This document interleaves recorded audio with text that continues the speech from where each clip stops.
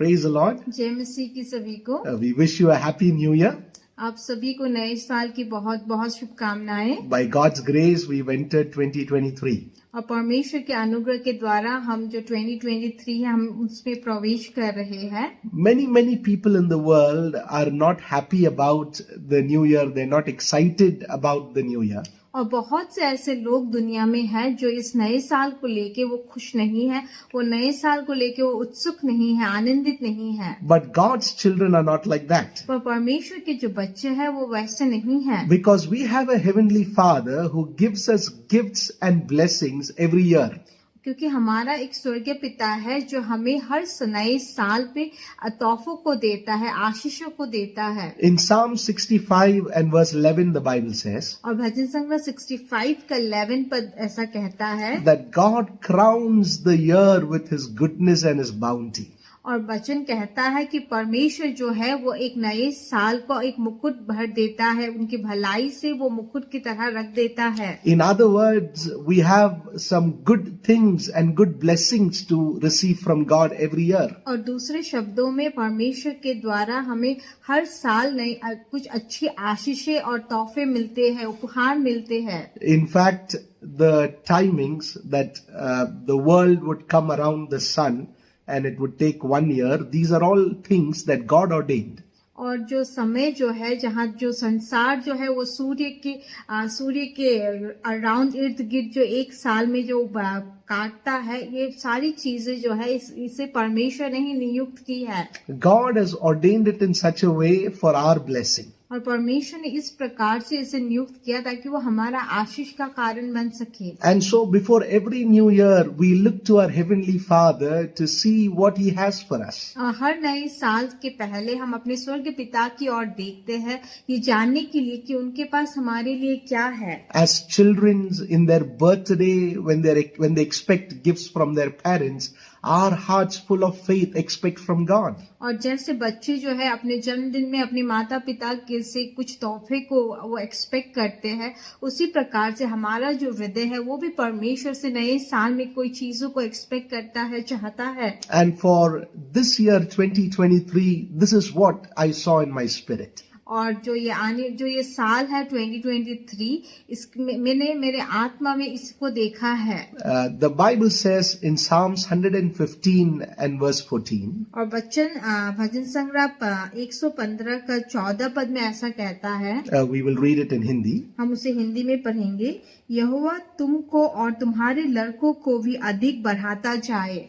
God will increase you and your children more and more. और वचन कहता है कि परमेश्वर आपको और आपके बच्चों को और ज्यादा बढ़ाते जाएंगे। That's why we've called this year the year of increase. और इसीलिए हमने इस साल को बढ़ोतरी का साल कह के बुलाया है। That you and your children will increase in Jesus' name. और आप और आपके जो बच्चे हैं वो यीशु मसीह के नाम में बढ़ेंगे। Notice this is not only a blessing for yourself, it is also for your children. और आप ये याद रखिए कि ये बस आपके लिए एक आशीष नहीं है पर आपके बच्चों के लिए भी एक आशीष है। That God thought about your little children and your young children. God thought of them even if they are married and they're in the mid-age. God thought of your children and this is a promise to you and your children. और परमेश्वर ने आपके बारे में सोचा है और आपके छोटे बच्चों के बारे में सोचा है, या वो बच्चे जो आज बड़े हो गए हैं और जिनकी शादी हो चुकी है उनके बारे में भी परमेश्वर ने सोचा है, और ये प्रतिज्ञा जो है वो उनके लिए भी है। And so this increase is talking about God's blessing in every area of your life. और ये जो बढ़ोतरी है ये इसके बारे में बताता है कि परमेश्वर का जो आशीष है वो आपके जीवन के हर क्षेत्र में रहता है। Now if you read this psalm from the first verse, अगर आप इस भजन को अगर पहले पद से आप अगर पढ़ोगे तो this is the context. और ये कॉन्टेक्स्ट है उसमें That the people are asking a question to God's children, where is your God? और यहाँ जो लोग हैं वो परमेश्वर के बच्चों को पूछ रहे हैं कि तुम्हारा परमेश्वर कहाँ है। Your life has gone through so many losses and so many troubles. और तुम्हारा जो जीवन है वो इतनी सारी घटी कमियों से होकर, इतने सारे कष्टों से होकर गुजरा है। And so in verse 2, they're asking this question, where is your God? और 2 पद में वो पूछ रहे हैं कि तुम्हारा परमेश्वर कहाँ है। And then the Spirit of God begins to give an answer to all of that. और तब परमेश्वर का जो आत्मा है वो सारे प्रश्नों का एक उत्तर देना शुरू करता है। And while giving the answer in verse 14, he tells like this. और जब वो उत्तर दे रहा है तब 14 पद में वो ऐसे कहता है That God will increase you and your children more and more.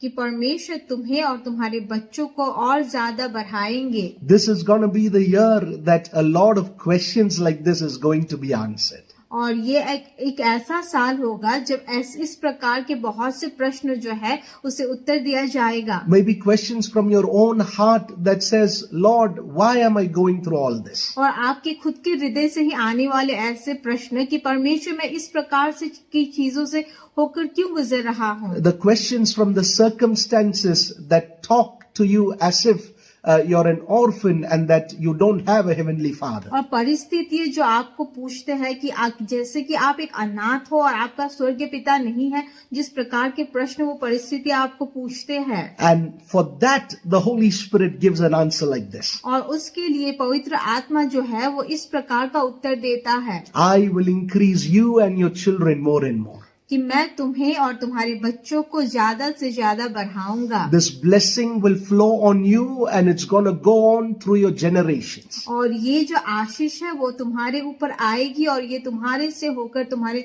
पुश्ता पुश्ता पर जाएगी। And so when people see you increasing in all blessings and your children increasing in all the blessings, they would say, oh, they have a heavenly father and their God would never leave them nor forsake them. और जब लोग देखेंगे कि आप इस प्रकार से बढ़ रहे हो और आपके बच्चे जो है इस प्रकार से बढ़ रहे हैं, तब वो कहेंगे कि ओ उनका एक स्वर्गीय पिता है जो उनको कभी नहीं छोड़ता ना कभी त्यागता है। So how do we see this increase and how do we inherit this blessing? और किस प्रकार से हम इस आशीष को देखेंगे और किस प्रकार से इस आशीष को हम अपना बनाएंगे। The last 2 verses of that chapter says, और उसके जो अंतिम जो 2 वचन है वो इस प्रकार से कहता है, the dead do not praise God.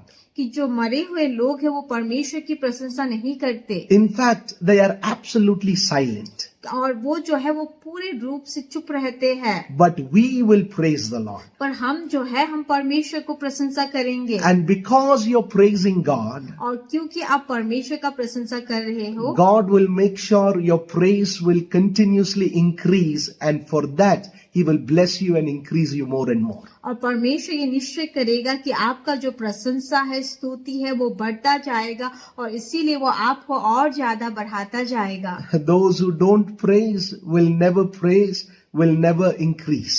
और जो लोग कभी प्रशंसा नहीं करते वो कभी बढ़ेंगे नहीं। But those of us who by faith praise God, और हम में से जो लोग विश्वास के द्वारा परमेश्वर की प्रशंसा करते हैं, that those who say, yes, I went through some losses. और जो कहते हैं कि हाँ मैं कुछ घटी कमियों से होके तो गुजरा था। Yes, there are questions and sometimes shameful questions that people raise against me. और हाँ वहाँ प्रश्न है और कहीं कहीं बार बहुत शर्मनाक प्रश्न भी है जो लोग मुझे पूछते But in हैं। spite of that, I keep my faith. और उसके बावजूद भी मैं अपना विश्वास को रखता हूँ। And because of that, God says, here comes your reward. I'm going to increase you more and more. और उसके कारण परमेश्वर कहेगा कि तुम्हारा जो इनाम है यहाँ आता है और उसी कारण मैं तुम्हें और ज्यादा बढ़ाऊंगा। May 2023 be a year of increase on your life in Jesus' name. और ये जो 2023 जो है ये आपके जीवन में यीशु मसीह के नाम में एक बढ़ोतरी का साल बने। May you and your children increase in every good and godly thing. और आप और आपके जो बच्चे हैं वो हर प्रकार की अच्छी और परमेश्वर की बातों पे बढ़ता जाए। God bless you. परमेश्वर आपको आशीष दे।